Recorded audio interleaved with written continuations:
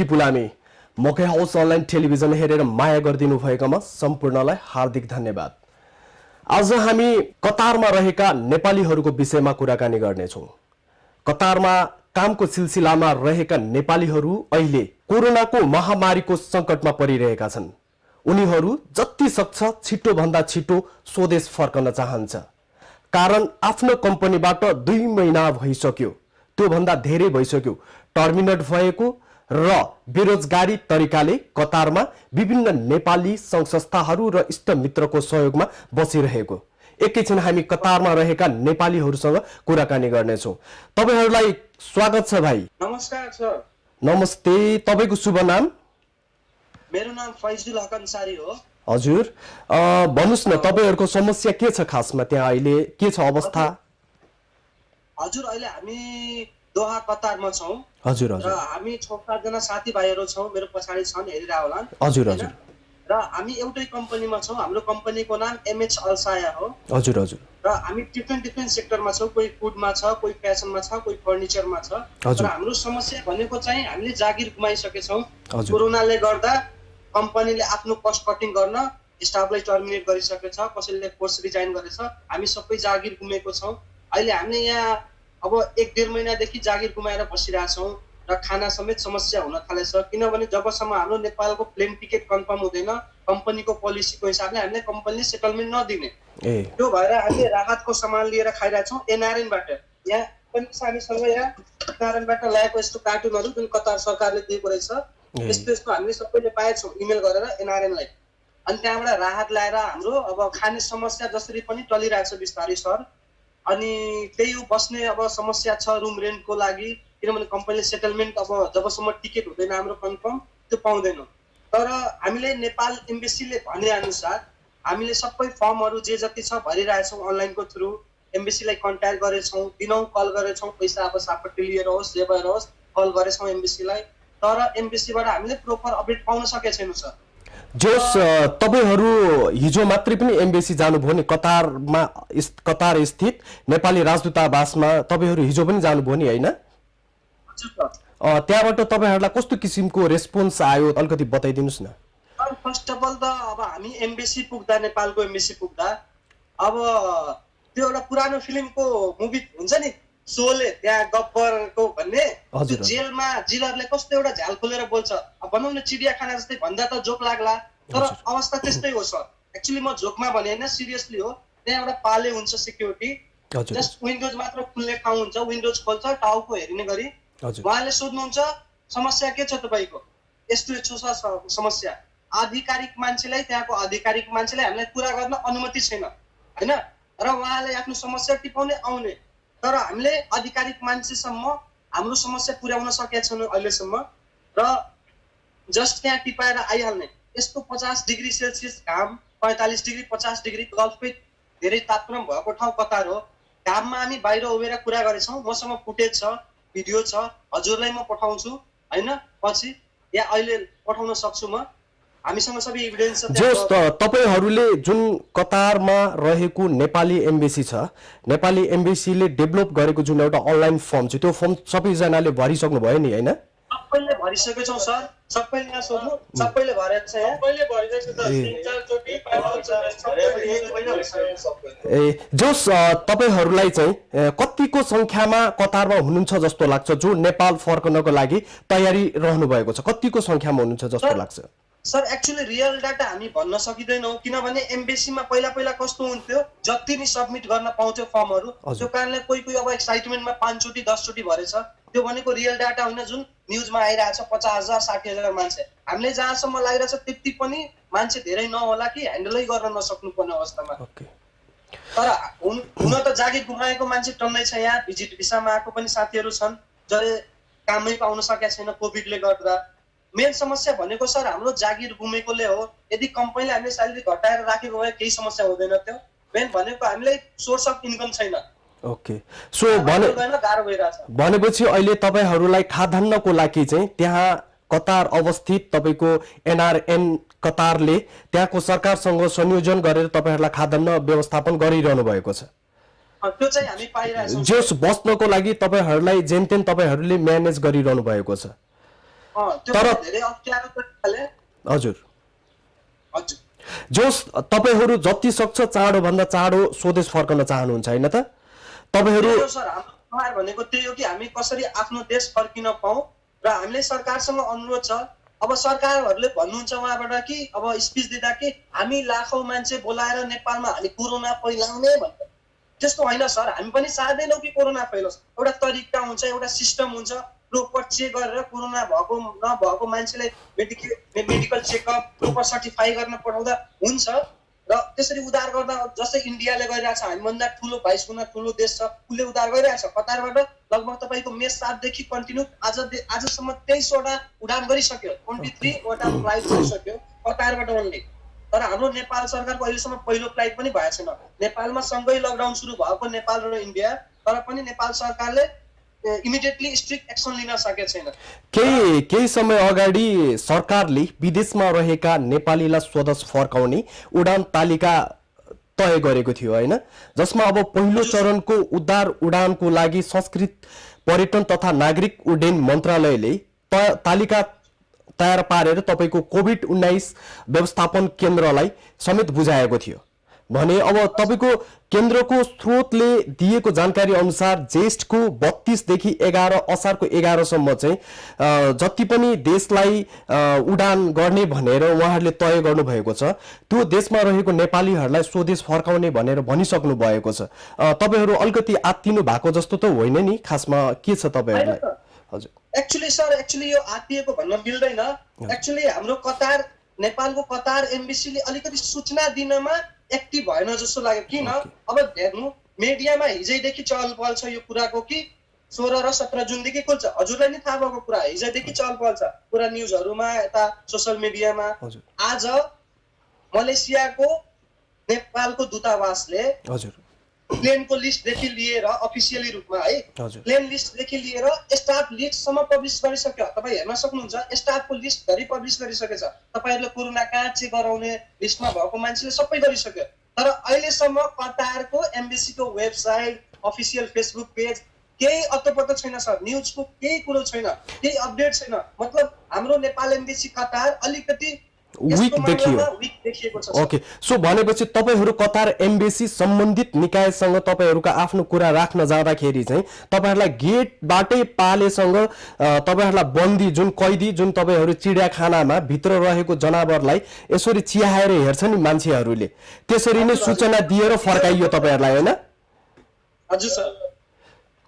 Okay, so तपाईहरू अब यस्तो अवस्थामा अहिले के भनेको छ भने यहाँनिर एउटा तपाईको केन्द्रले चाहिँ व्यवस्थापन केन्द्रले के भनेको छ भने जुनको 16 नेपाल एयरलाइन्सले चाहिँ तपाईहरूलाई नेपाल लिएर जान्छ कतारबाट, जुन 17 मा हिमालयन एयरलाइन्सले, जुन 20 ले नेपाल एयरलाइन्सले र जुन 22 मा फेरि हिमालयन एयरलाइन्सले गरेर तपाईहरूलाई चौथो चरणको 1 2 3 4 चोटि तपाईहरूलाई 4 पटक गरेर तपाईहरूलाई चाहिँ कतारमा रहेका नेपाली जो स्वदेश फर्कन एकदमै आतुर छन् उनीहरूलाई फर्काउने भनेर उहाँहरूले चाहिँ एउटा स्केड्युल पनि बनाइरहनु भएको छ। अब आज भयो तपाईको लगभग जुनको 12 भयो, तपाईहरुसँग 4 दिन बाँकी छ जम्मा हैन? हजुर सर। भनेपछि यो 4 दिनमा अहिले यो 4 दिन मात्रै बाँकी छ तपाईहरुसँग र आजको दिनसम्म पनि कतारमा रहेको नेपाल एम्बेसीले तपाईलाई कुनै पनि किसिमको जानकारी पुर्याएको छैन हैन त? त्यही चीजको गुनासो छ सर, किनभने अब भोलि प्लेन उड्नेवाला छ र आज जानकारी पाए भने हामी आफै आवरसेल्फ कसरी प्रिपेयर्ड हुने? हाम्रो मतलब धेरै व्यवहारहरू गर्नुपर्ने हुन्छ, कम्पनीबाट आफ्नो सेटलमेन्ट लिनुपर्ने हुन्छ, दाजु मतलब आफू प्रिपेयर हुनुपर्ने हुन्छ, धेरै थोक मिलाउनु पर्ने हुन्छ। हामी एक दिन अगाडि सूचना पाएर कसरी कोरोना टेस्ट गराउने, त्यहाँ सरकारले भनेको मापदण्ड अनुसार कोरोना टेस्ट यहीँबाट गराएर पनि जानुपर्छ। हजुरलाई थाहा होला यो? हजुर। अनि त्यो सबै कुराहरू हामी कसरी मिलाउने तपाईहरुले जानकारी पनि पाउँदैन। स्वदेश फर्कनका लागि नेपाल एम्बेसी नेपाल सरकारले जुन एउटा मापदण्ड तयार गरेको छ, तपाईहरुले कोभिड-19 टेस्ट चाहिँ नेगेटिभ भएको खण्डमा तपाईहरु स्वदेश फर्कन पाइन्छ र स्वदेश फर्किसकेपछि पनि नेपाल सरकारको निगरानीमा तपाईहरु केही दिन क्वारेन्टाइनमा बस्नुपर्छ भनेर उहाँहरूले निकाल्नु भएको छ।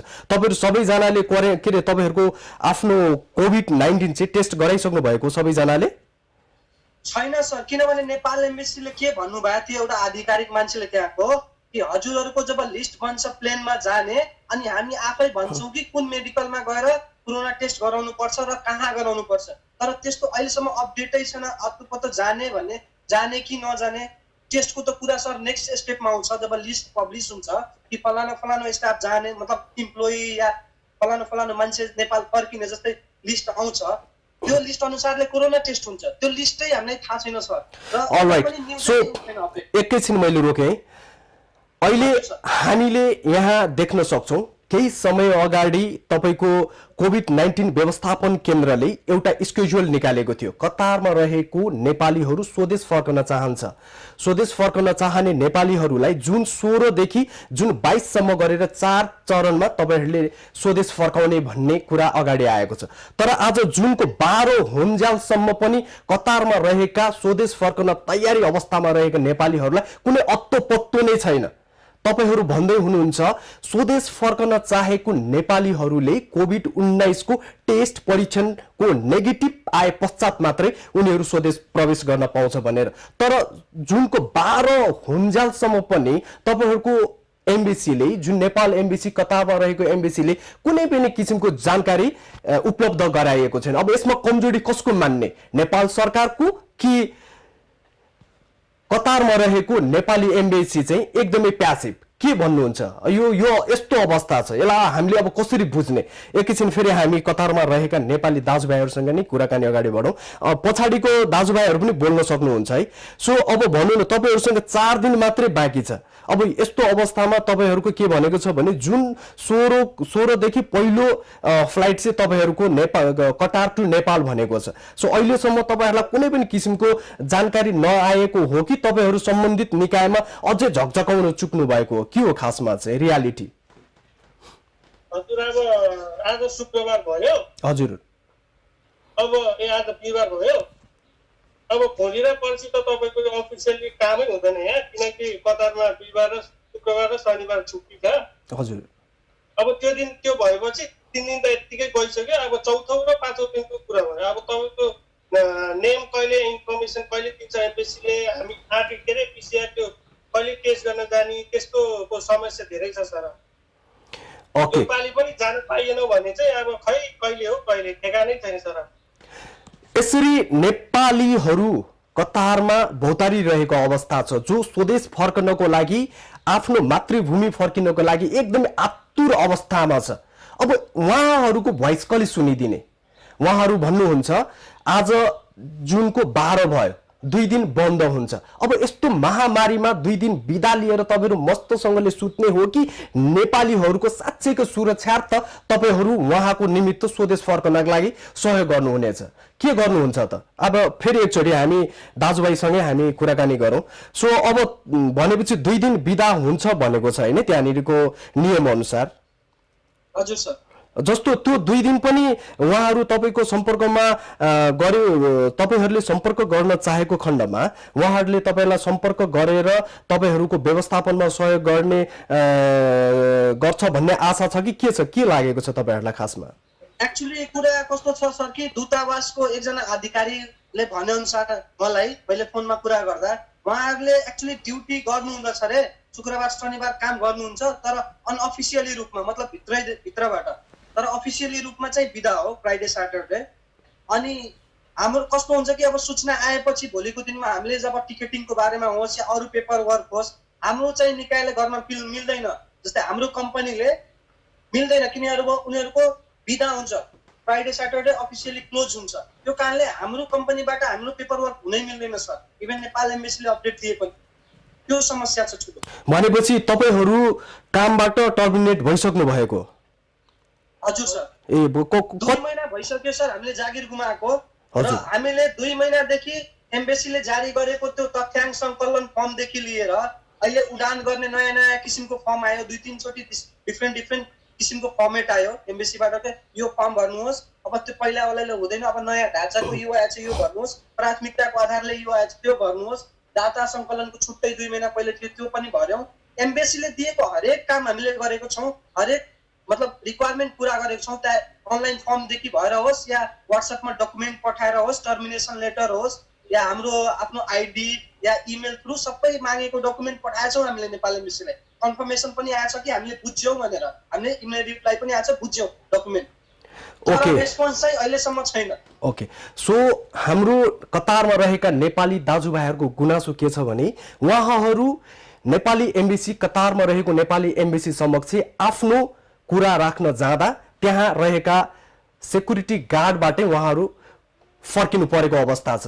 हो, हामी मान्छौँ अहिलेको यो अवस्थामा हामी व्यक्ति टु व्यक्ति सम्पर्कमा रहेर कुराकानी गर्न सक्दैनौँ, तर त्यसो भन्दैमा कतारमा रहेका नेपाली दाजुभाइहरूले कतारमा रहेको नेपाली एम्बेसीबाट आवश्यक र उहाँहरूलाई चाहेको जुन जानकारी छ त्यो त उपलब्ध गराउन सक्नु पर्यो नि त तपाईहरूले। अब यसमा कमजोरी कसको? नेपाल सरकारले तपाईहरूलाई अहिले ठ्याक्कै तपाईहरूलाई गाइडलाइन्स नदिएको हो कि तपाईहरू आफै चुक्नु भएको?